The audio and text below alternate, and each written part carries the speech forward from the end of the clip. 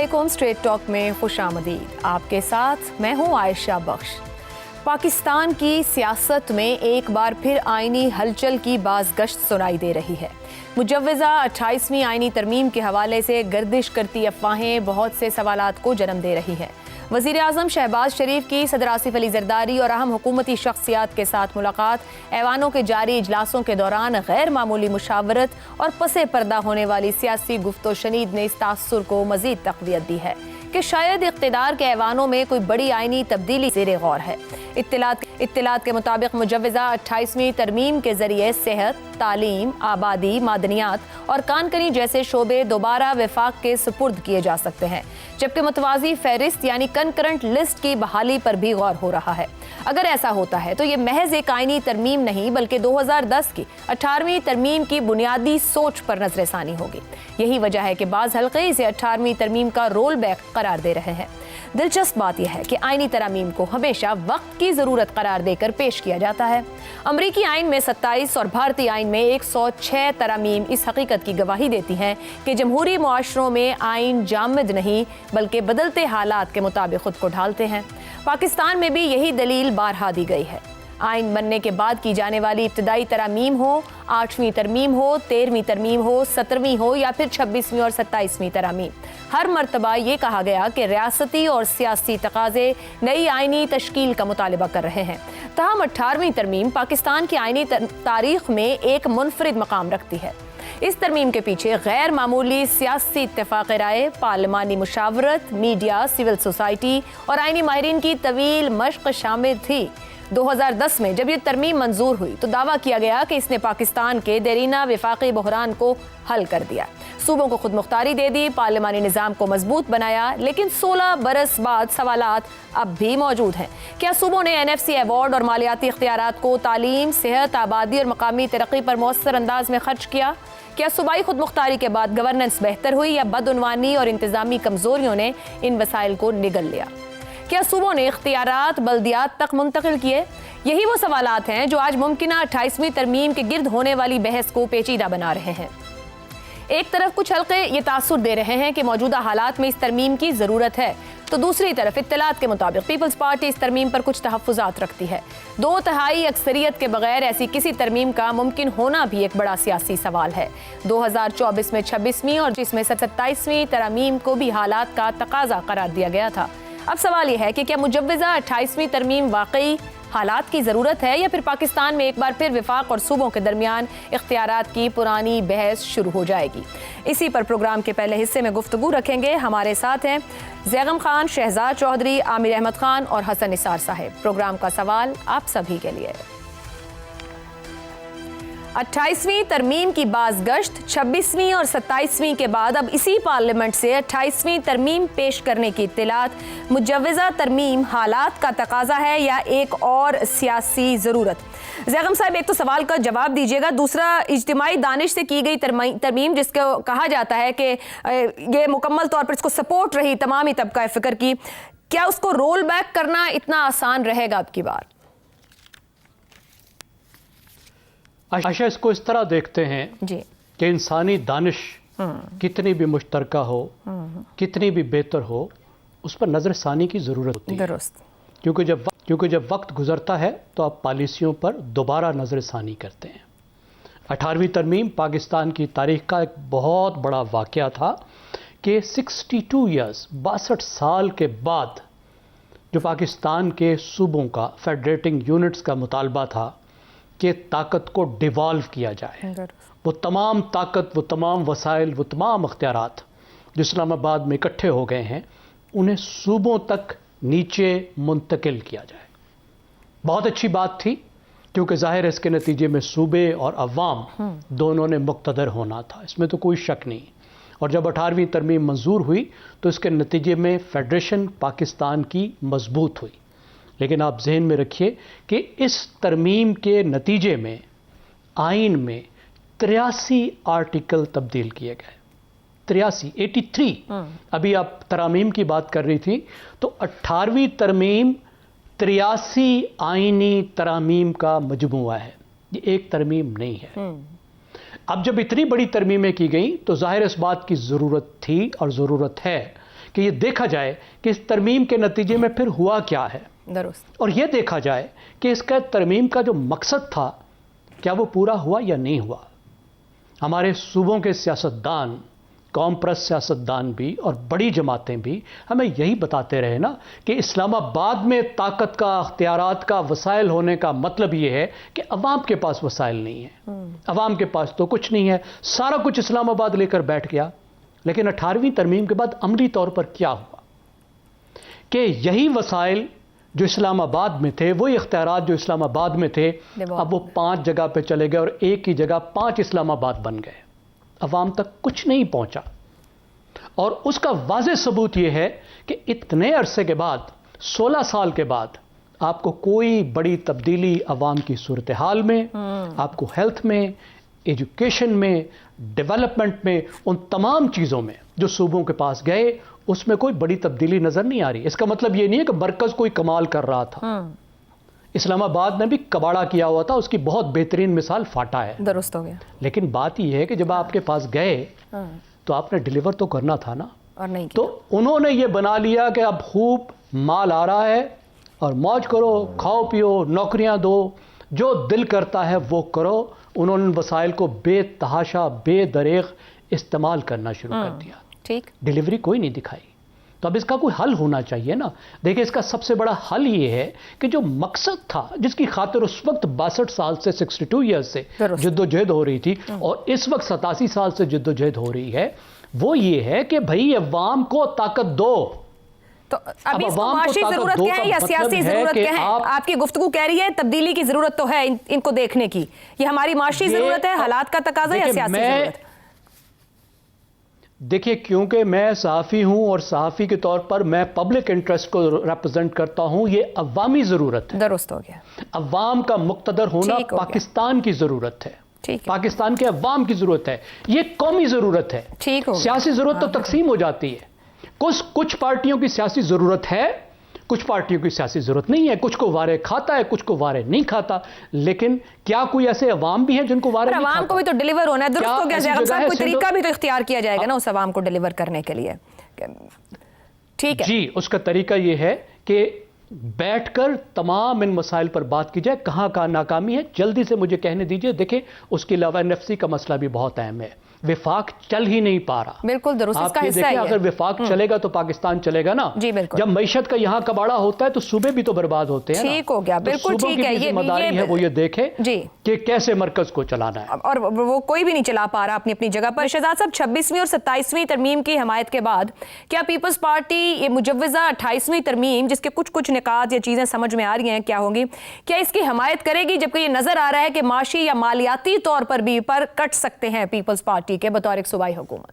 देखिए, peoples party के लिए 18वीं तरमीम को रोल बैक करना या उसके कुछ शिकों को रोल बैक करना बहुत मुश्किल होगा। उन्होंने बहुत बड़ा स्टांस लिया हुआ है, पॉलिटिकल स्टांस लिया हुआ है। लेकिन जाहिर है कि ये तो मामला तो ले दे का होता है, तो कहीं ना कहीं पे अगर कोई अंडरस्टैंडिंग हो जाती है किसी किस्म की भी, और यही अगला सवाल हमारा होगा अगले चंद हफ्तों और महीनों के अंदर कि ये जो ले दे होगी, ये जो गिव एंड टेक होगा, इसकी सूरत क्या निकलती है। बाहर सूरत उसको छोड़ते हैं।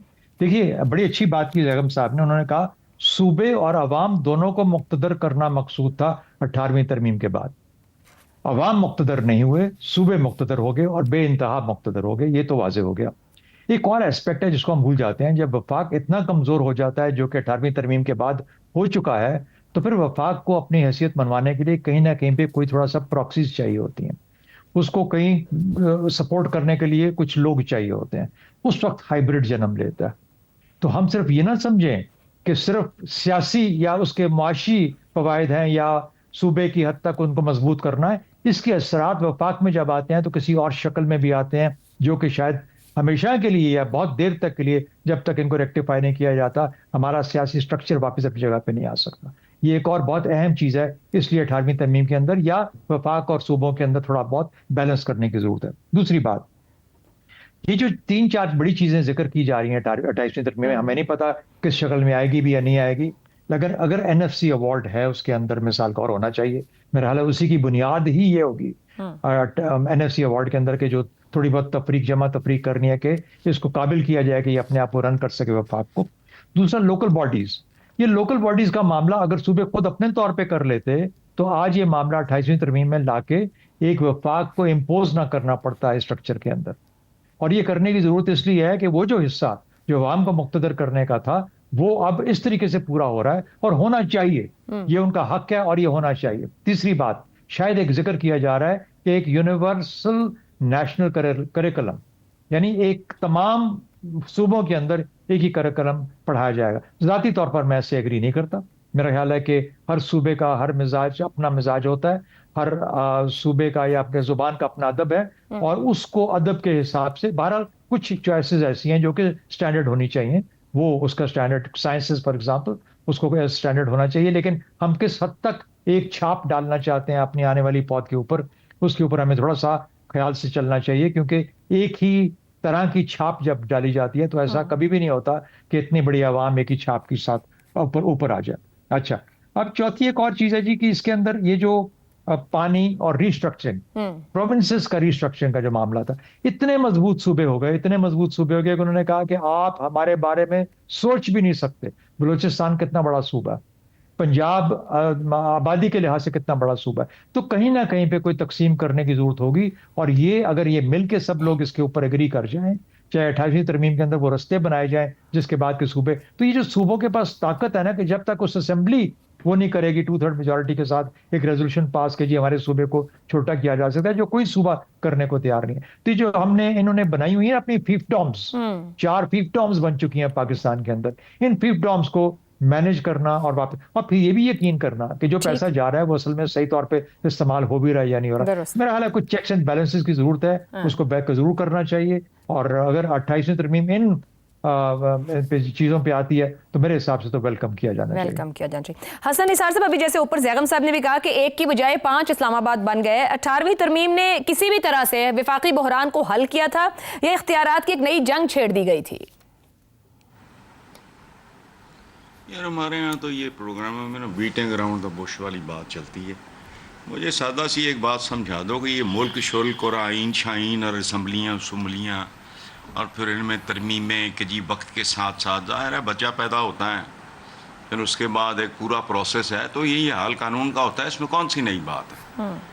तरमीमें होती हैं, लेकिन मुझे कोई ये बताए कि बॉटम लाइन क्या होती है कानूनों की या आइनों की, तरमीमों की, असम्बलियों की। 78 साल हो गए इस मुल्क को। बॉटम लाइन होती है अवाम की फलाह बहबूद, दुरुस्त। वो ना पहले थी, ना आज है, ना आइंदा होगी। ये सारे ढोंग और ड्रामे हैं। सो मेरी तरफ से भाड़ में जाए कि ये हालात के तकाजे हैं और सियासी ज़रूरतें हैं। वो भाई इन तुम्हारे आइन ने, तरमीमों ने, असम्बलियों ने भूख नंग जहालत तौहीन बेबसी के अलावा आवाम को दिया क्या है? बॉटम लाइन तो इतनी है ना, वही देने की कोशिश कर रहे हो। 18वीं तरमीम में लगता था कि इख्तियार मौजूद नहीं है तो इख्तियार नीचे ले गए, अब लगता है कि नहीं हुआ तो अब इख्तियार पीछे ले जाते हैं। ओ भाई वो बात सुनो ना, मतलब ये है इधर से आओ उधर से आओ, अवाम की मौत है, किस्तों में मौत, खत्म। आइन और इन्होंने कुछ नहीं दिया और जो कुछ अब होगा वो भी यही कुछ होगा। अब प्रैक्टिकली 78 साल के बाद कुछ शर्म भी नहीं आती ना हमें ये बातें करते हुए भी। मुझे तो शर्म आती है, मुझे गुस्सा चढ़ता है। लोग खुदकुशियां कर रहे हैं, बदहाली ने तलाकों की शरह बढ़ा दी है। मुस्तकबिल तकरीबन 3 करोड़ बच्चों की शक्ल में पाकिस्तान का मुस्तकबिल वो बाहर धक्के खाता फिर रहा है, कर्जे माउंट एवरेस्ट पे चढ़े हुए हैं। तो क्या तरमीमें आ रही हैं जा रही हैं, लोग कौन हैं? इनसे खैर की तवक्को, यूं होगा तो वो होगा वो हो, ये है पानी में मदानी चलाने वाली बात है। बस ठीक है, हमारा काम ही ऐसा कर रहे हैं।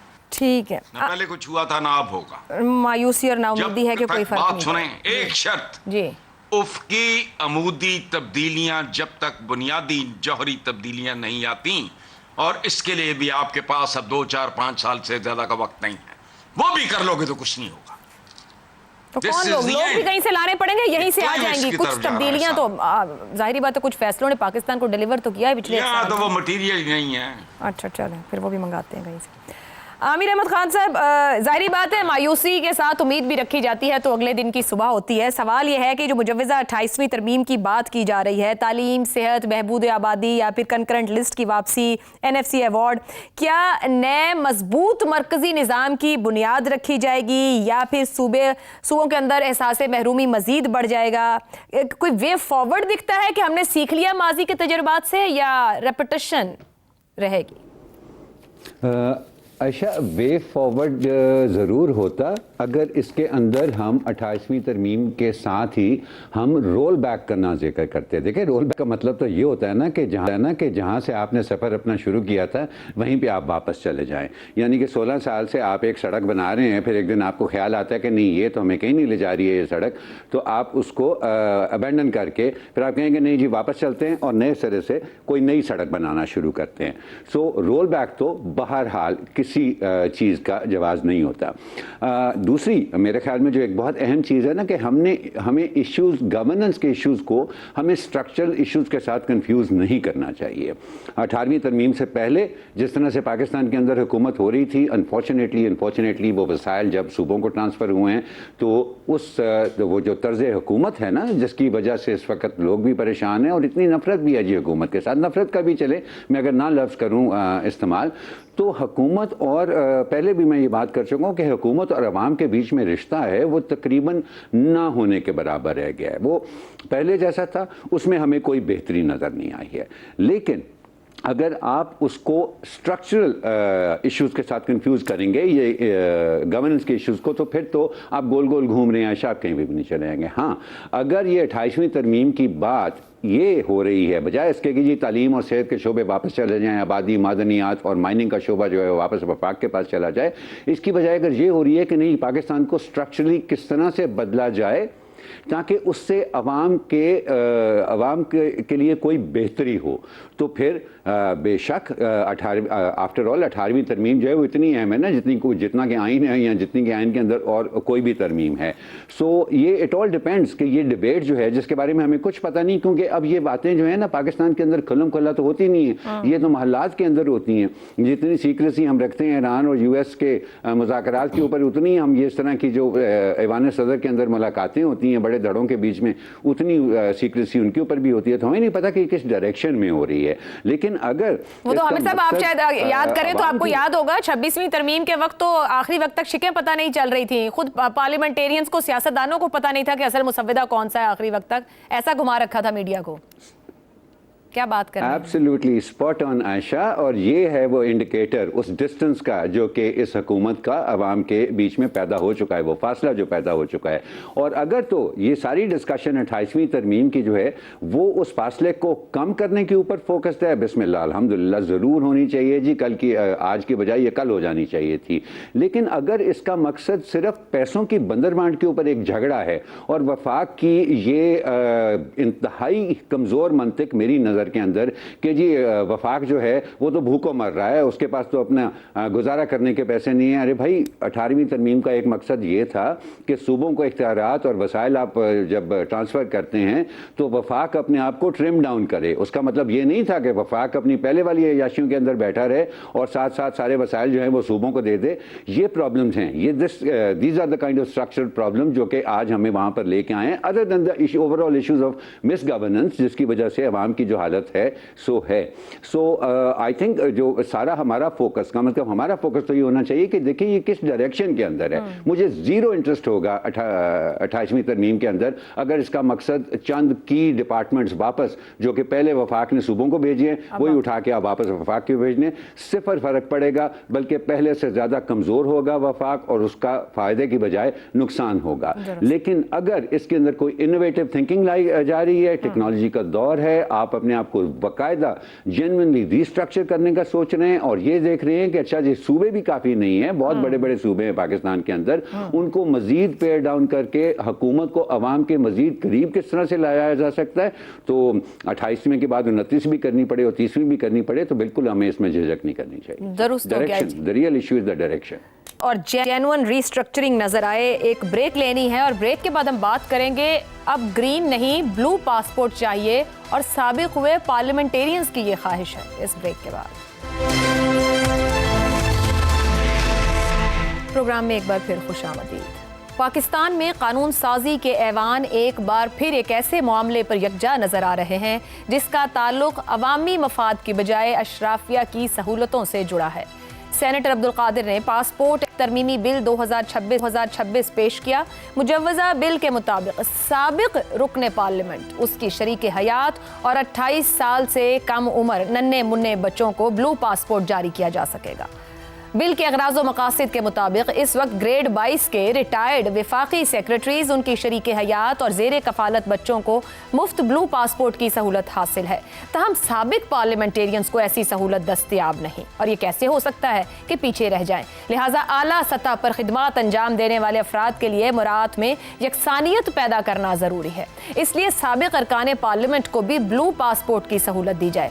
बिल के मुताबिक अगर कोई रुकने कौमी असम्बली 5 साल की मुद्दत या सेनेटर 6 साल की मुद्दत मुकम्मल होने से पहले मुस्ताफी हो जाता है या किसी वजह से रुकनियत खत्म हो जाती है तो भी उसे ब्लू पासपोर्ट बरकरार रखने की इजाजत होगी। वजीर मुमलिकत तलाल चौधरी ने बिल की मुखालिफत की तो चेयरमैन सेनेट यूसुफ रजा गिलानी ने हाउस में बैठे अरकान की आरा और मूड को भांपते हुए वजीर मुमलिकत से कहा कि आप वोटिंग कराएंगे तो हार जाएंगे, इसलिए बिल कमेटी को भेज देते हैं। यहाँ मसला सिर्फ एक पासपोर्ट का नहीं बल्कि एक सोच का है। वो सोच जिसमें अवामी नुमाइंदगी को अवाम जैसा बनने के बजाय अशराफिया जैसा बनने का रास्ता समझ लिया गया है। पहले मौजूदा अरकान, फिर साबिक अरकान, फिर उनके अहले खाना और अब बच्चे भी वो जिनकी उम्रें 28 बरस तक की हों, वहां तक ये दायरा बढ़ाया जा रहा है। क्या ये वही जमहूरियत है जिसमें नुमाइंदे अवाम के दरमियान से उठकर उन्हीं जैसा रहने का वादा करते हैं? यही वो नुक्ता है जहां अशराफिया और अवाम के दरमियान फासले की लकीर वाज़े हो जाती है। अगर अवामी नुमाइंदे ना सिर्फ खुद को बल्कि अपने बीवी बच्चों को भी अवाम से अलग एक मुराद याफ्ता तबके में तब्दील करना चाहें तो फिर नुमाइंदगी का तसव्वुर कहीं आएगा।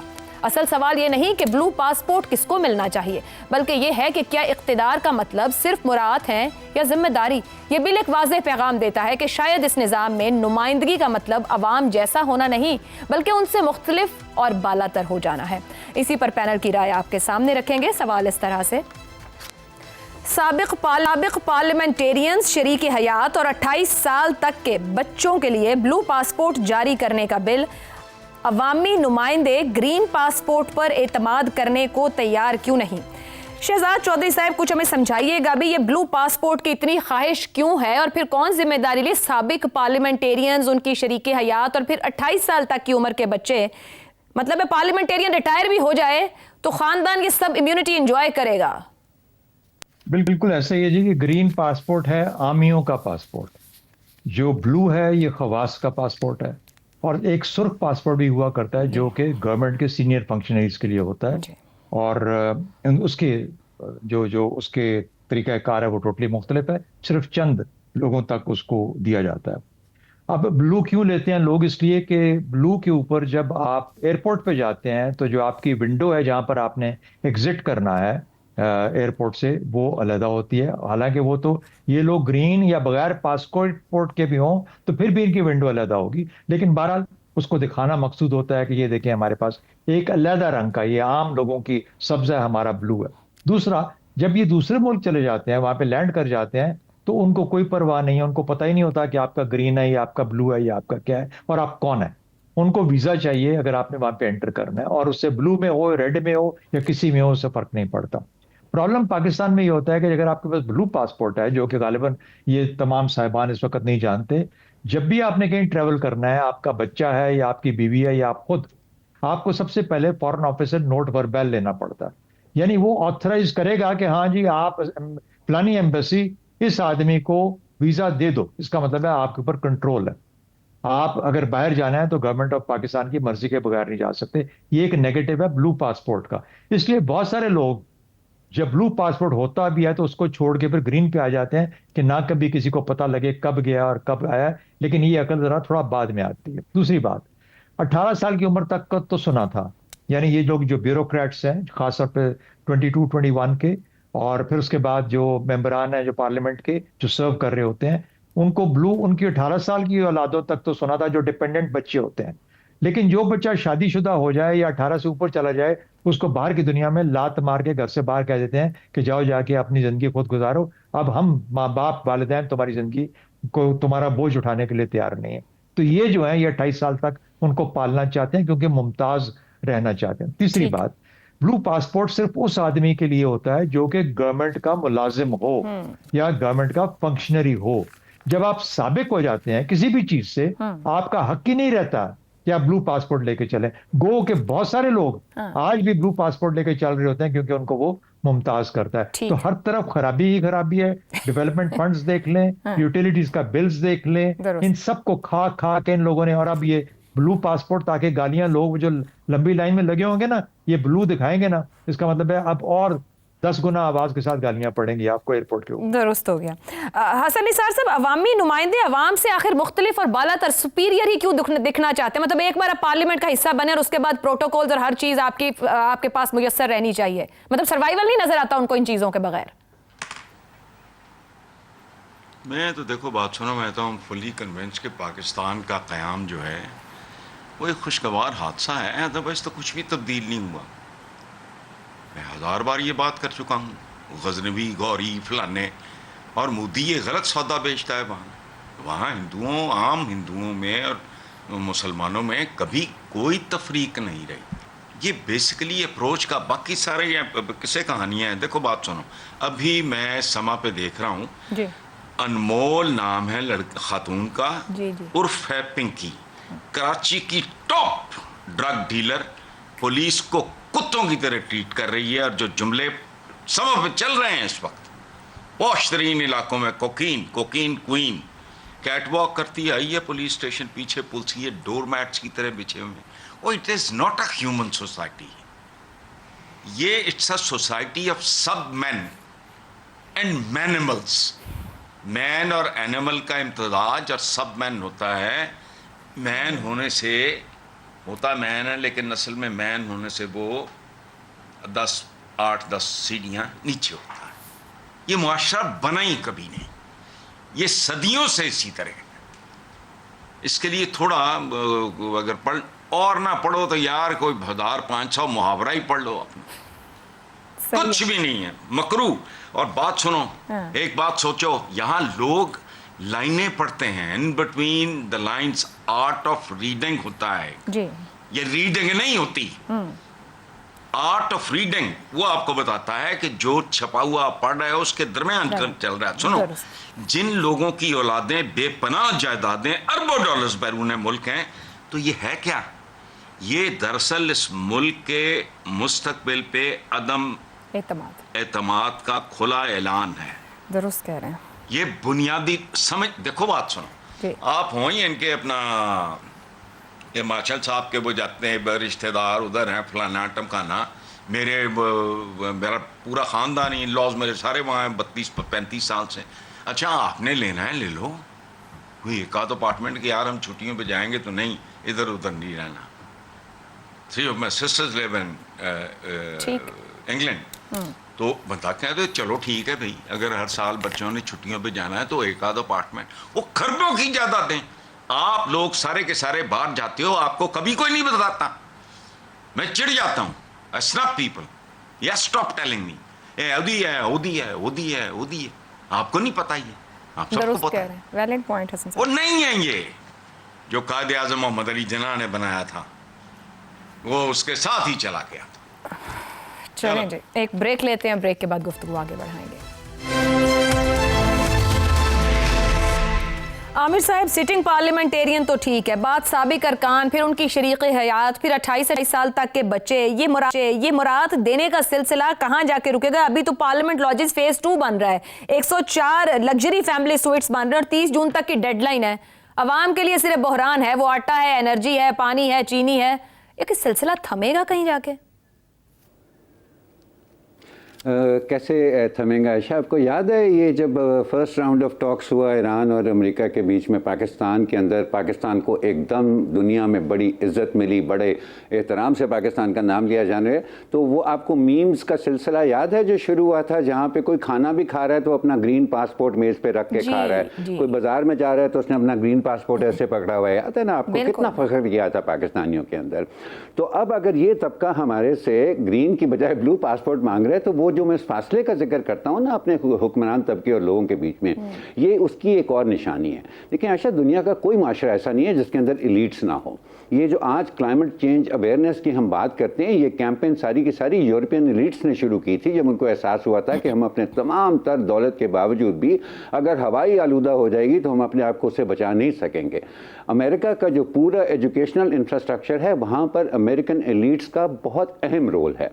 पाकिस्तान में भी अगर आप पाकिस्तान की बिजनेस एलीट्स की बात करें तो कम से कम सिंध की हद तक मैं ये कह सकता हूँ कि यहाँ का जो हेल्थ इंफ्रास्ट्रक्चर है और हेल्थ सर्विसेज हैं सिंध की, उनके अंदर ये हमारी बिजनेस एलीट्स का एक बहुत अहम और बहुत ही ज़रूरी इंडिस्पेंसिबल रोल रहा है। तो एलीट्स हर जगह पे होती हैं, लेकिन अनफॉर्चुनेटली देखें हमारी रूलिंग एलीट जो है ना, उसका एक मुझे लगता है कि वो इस नुक्ते के ऊपर आकर फोकस हो गई है कि यार कोई गलती से हमें आम आदमी ना समझ ले। इसलिए आशा, मेरी एक छोटी सी रिकमेंडेशन है, मैं लंबी बात नहीं करना चाहता हूँ, इट इज़ वेरी ऑब्वियस कि कितना डिस्टेस्टफुल काम है जो कि ये हो रहा है। दुरुस्त हो गया जी।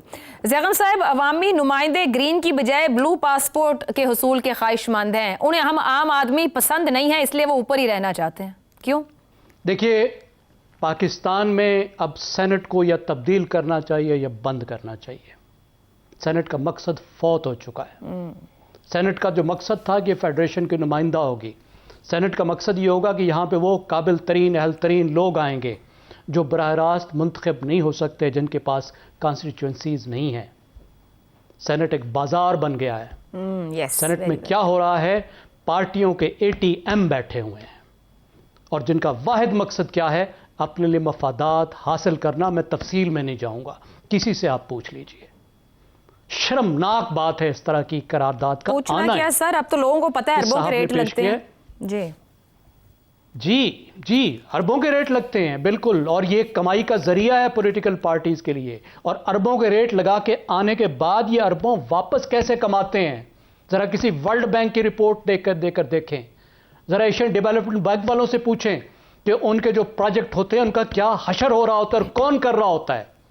ठेकेदार सेनेटर वहां पे क्या कर रहे होते हैं, ये जरा पूछिए। गवर्नेंस का कितना कबाड़ा थ्रू सेनेट हो रहा है और थ्रू सच सेनेटर्स हो रहा है। अब ये जो सेनेटर साहब हैं, मैं सिर्फ इतनी बात कहूंगा, मुझे पता नहीं इनका बाकी कंडक्ट क्या है, कि ये बाप से भी वाबस्ता थे, PTI से भी वाबस्ता थे, इंडिपेंडेंट है ये। आप अंदाजा लगाइए कितने तकड़े इंडिपेंडेंट होंगे जो बलूचिस्तान से आए हैं, जिन्हें सब्ज पासपोर्ट से शर्म आती है, जिन्हें ब्लू पासपोर्ट चाहिए, सिर्फ अपने लिए नहीं चाहिए, अपनी बेगम या बेगमात के लिए भी चाहिए, अपने बच्चों के लिए भी चाहिए, 28 साल तक ग्रोन अप बच्चों के लिए चाहिए। जी 28 साल तक। और मकसद क्या होता है इस पासपोर्ट का? इसका मकसद सिर्फ ये होता है कि जब कोई रियासती ओहदेदार, मुंतखब नुमाइंदा भी रियासती ओहदेदार होता है, वो गैर मुल्की दौरे पर जाए तो उसकी आसानी हो। ये गैर मुल्की सरकारी दौरे के लिए, कि जब आप वो स्टेट फंक्शन के लिए जाएंगे, ये आपके मजे के लिए, अयाशियों के लिए नहीं है। ठीक ये जो यहाँ तबाही मची हुई है, और कितनी अफसोसनाक बात है कि चेयरमैन साहब ने कहा कि इसको रोको। ठीक हो गया ज़ैगम साहब, ये है सेनेट ऑफ सब कुछ आप लोगों ने कह दिया। यही पार्लियामेंटेरियंस को कि सोचिए जरूर जो कुछ आप कर रहे हैं। प्रोग्राम से इतना ही, इजाजत दीजिए, अल्लाह हाफ़िज़।